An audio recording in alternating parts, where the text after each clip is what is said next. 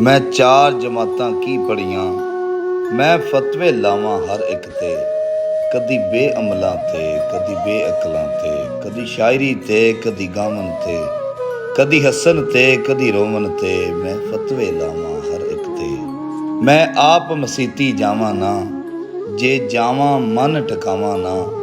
ਮੈਂ ਫਤਵੇ ਲਾਵਾਂ ਉੱਥੇ ਵੀ, ਕਦੀ ਵਜ਼ੂ ਤੇ, ਕਦੀ ਨਮਾਜ਼ ਤੇ, ਕਦੀ ਉੱਚੀ ਨੀਵੀਂ ਆਵਾਜ਼ ਤੇ, ਕਦੀ ਮੰਨਣ ਜਾਂ ਨਾ ਮੰਨਣ ਤੇ, ਹੱਥ ਉੱਤੇ ਥੱਲੇ ਬੰਨਣ ਤੇ।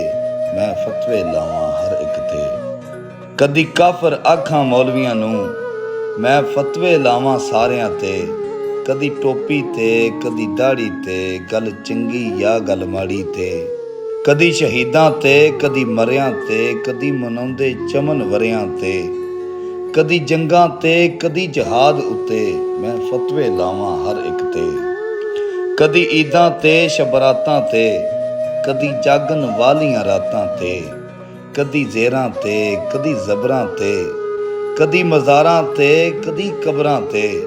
ਮੈਂ ਫਤਵੇ ਲਾਵਾਂ ਹਰ ਇੱਕ ਤੇ।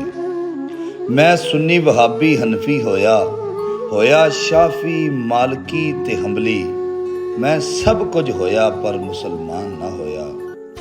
ਮੈਂ ਚਾਰ ਕਿਤਾਬਾਂ ਜੋ ਪੜ੍ਹਿਆ, ਆਪਣੇ ਇਲਮ ਦੀਆਂ ਲਾਵਾਂ ਤੜੀਆਂ। ਵੇਲਾ ਮੇਰੇ ਇਲਮ ਦਾ ਠੂਠਾ ਜੇ, ਹਰ ਫਤਵਾ ਮੇਰਾ ਝੂਠਾ ਜੇ। ਮੈਂ ਆਪ ਤਾਂ ਫਰਜ਼ ਨਿਭਾਵਾਂ ਨਾ, ਕਦੀ ਦੀਨ ਦੇ ਨੇੜੇ ਜਾਵਾਂ ਨਾ। ਪਰ ਕਾਫਰ ਆਖਾਂ ਹਰ ਇੱਕ ਨੂੰ, ਮੈਂ ਫਤਵੇ ਲਾਵਾਂ ਹਰ ਇੱਕ ਨੂੰ। ਮੈਂ ਫਤਵੇ ਲਾਵਾਂ ਹਰ ਇੱਕ ਨੂੰ।